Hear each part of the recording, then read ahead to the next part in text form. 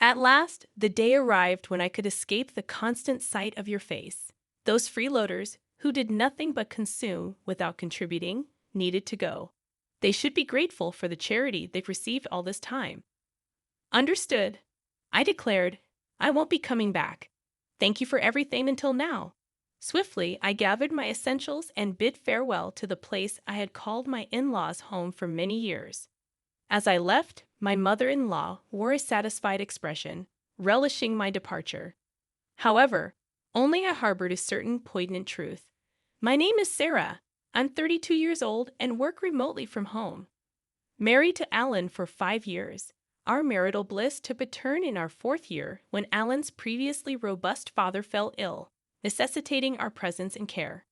Initially resistant to the idea of living with my in-laws, I acquiesced due to Alan being their sole source of familial support.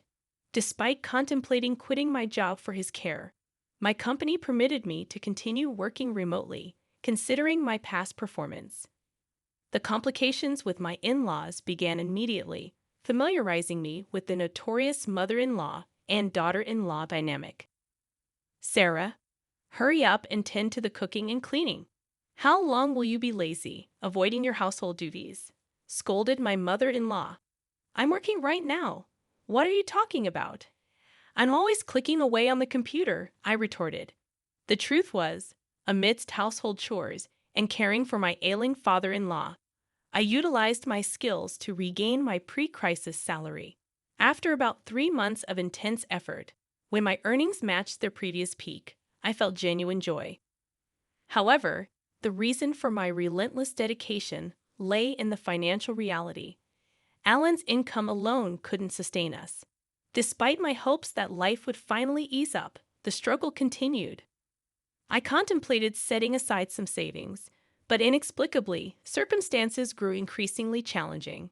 It felt as though the funds in my wallet were in a constant state of decline.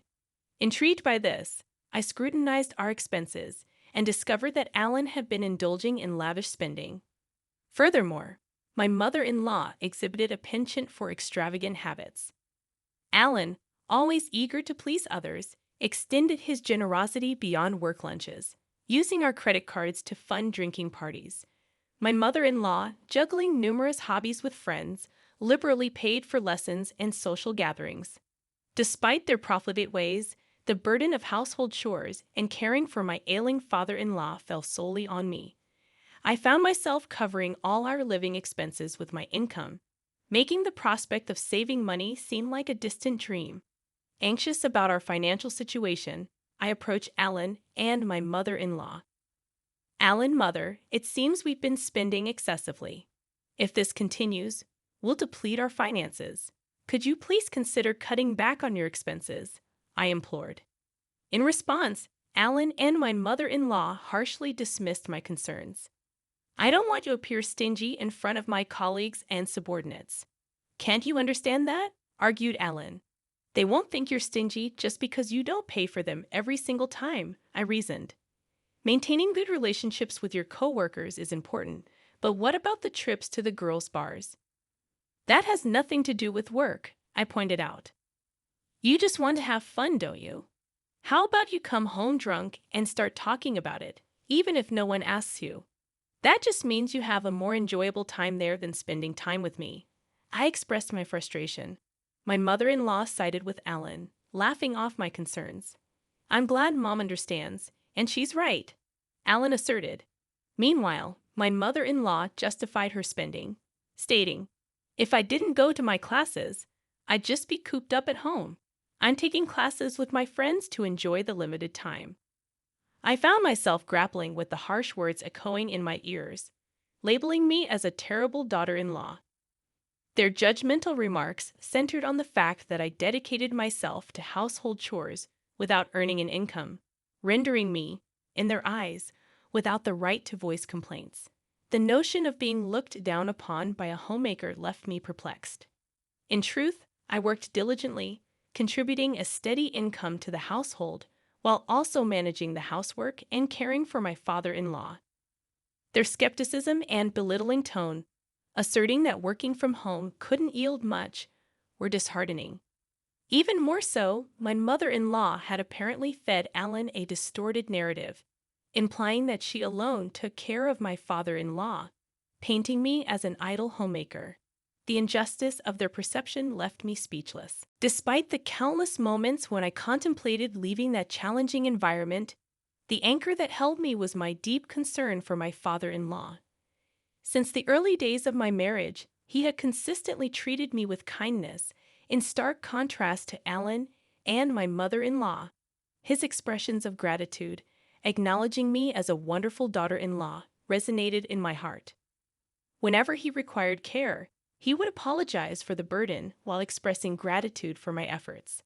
In these moments, I found solace and purpose in caring for him. I couldn't fathom leaving him to the whims of Alan and my mother-in-law. Father-in-law, it seemed, had been keenly aware of the family's dynamics, recognizing my contributions in maintaining our household's financial stability. His words of appreciation, acknowledging the importance of my efforts, became a source of strength. The anxiety about the fate of this household without my presence was overshadowed by the greater concern for my beloved father-in-law. Thus, I made the decision to personally provide dedicated care until my father-in-law's passing a year later. The somber occasion of his funeral became an emotional battleground for me. Despite my heartfelt grief, my tears were met with disapproval. "Why are you crying so much, Sarah? Father-in-law has passed away. Isn't mourning like this natural?" I was asked, but my response seemed to provoke irritation from my mother-in-law. She accused me of making it sound as if she had never taken care of him at all. The truth, however, was starkly different. My mother-in-law had hardly been involved in my father-in-law's care. Her preoccupation with hobbies and frequent outings left me as the primary caregiver. Despite my efforts, she portrayed herself as the oppressed and pitiful mother-in-law to outsiders, painting me as the cruel daughter-in-law. In the eyes of relatives, it seemed as though I was being too harsh on my mother-in-law. Even in the midst of mourning, I found myself criticized by those who understood little of the dynamics. Frustrated, I chose to distance myself from the relatives. However, this move did not go unnoticed by Ellen, who approached me with complaints. "You embarrassed Mom in front of everyone," he accused. "That doesn't make any sense. I was only crying about father-in-law's death. Despite that, your mom told me it was strange for me to cry. I never said she hadn't taken care of Dad at all. I just talked about mourning the loss of my father-in-law, whom I had always cared for," I defended myself. In the escalating argument, Ellen accused me of insulting his mother and suggested that if it bothered me so much, I should have cared for his father myself. The clash intensified, prompting the intervention of relatives who finally put an end to our quarrel. Following that incident, I maintained complete silence with my husband. After the funeral proceedings concluded, a lawyer arrived to discuss the inheritance. The lawyer began, "I'd like to discuss the contents of the will regarding your late father's estate. Firstly, to the wife and daughter-in-law Sarah, he's left half of his cash to each of you. To his son Ellen, he's left ownership of the family land and home." My mother-in-law questioned, "What if Alan gets the land and the house? Doesn't that mean all the other assets go to the wife? Why is Sarah receiving an inheritance? She's not related by blood." The lawyer responded, "Your husband was deeply grateful to Sarah for the dedicated care she gave him. He wanted to express his gratitude by giving her part of the inheritance. This decision cannot be changed." Unable to accept this, my mother-in-law accused, "I can't believe it. You were caring for him just to get the inheritance, weren't you?" I defended myself, explaining, "I had a good relationship with my father-in-law since I got married. I took care of him to express my gratitude." My mother-in-law continued with her accusations, suggesting it was psychological abuse. Frustrated, she eventually gave up, and the lawyer continued, "So that was Dad's decision. It's gratitude for Sarah's caring, right? If that's the case, then we have no choice but to follow it. May I continue?" As the lawyer proceeded, my mother-in-law's discontented expression turned into a smile, and she exclaimed, "Yes, that's great. I understand. Confused, my husband questioned her. What do you mean? But my mother-in-law seemed pleased and explained, now that Dad's living is over, it's no longer necessary to rely on Sarah. Her inheritance is nothing more than severance pay. We don't need her in this house anymore. My mother-in-law had misunderstood my father-in-law's will, just as he had intended. In truth, he had discussed this plan with me before his passing. He wanted me to be free from the constraints of this house after his demise. Using the will, he cleverly deceived my husband and mother-in-law, making it seem natural for me to leave, just as he had planned. My mother-in-law, misinterpreting my father-in-law's intentions, saw the will as an opportunity to eject me from the family. Concealing my actual desire to leave, I responded to her shock by saying, "Father-in-law, why would you treat me like this? Even to Dad, I was just someone taking care of him. Ellen, you can't understand Sarah anymore, right? Why don't you just divorce her?" Looking at Ellen with tearful eyes, I pleaded, and after contemplating for a moment, he agreed. You know what? Let's get a divorce. I've inherited the family home and land, and Mom got some money too. There's no longer any need to worry about living, so there's no problem if Sarah goes. What do you mean by that? Just what I said. I feel bad for asking, but could you leave our house and agree to the divorce? Understanding that there was no place for me there anymore, I agreed. Understood. I guess there's no place for me here anymore. With a hint of restraint, I retrieved a document from the drawer and handed it to my husband. It was a notice of filing for divorce, prepared after our previous argument. My husband promptly signed it, expressing, "Finally, I don't have to deal with you anymore. A non-working freeloader should just get out. You should be grateful for us having put up with you, a total freeloader. Is that so? Okay, I understand. I'll leave. Thank you for things up to now." As I left, my mother-in-law appeared elated, unaware of what would transpire in the future of their house. Once out of their home, I wasted no time and immediately submitted the divorce notice to the city hall. Arriving at the apartment I had rented in advance, the spacious room echoed with my joy as I exclaimed, "Finally, I can be by myself. This is great." I felt overwhelmed with joy to be liberated from a challenging marriage. My heartfelt gratitude extended to my father-in-law for devising the plan that enabled my escape from my in-laws' home. Subsequently, I embraced a comfortable life living on my own, appreciating the newfound freedom and the ability to continue working remotely, a skill I had cultivated during my time at my in-laws' place. Having honed my time management skills, work flowed smoothly and my income increased, allowing me to lead a comfortable life free from interference.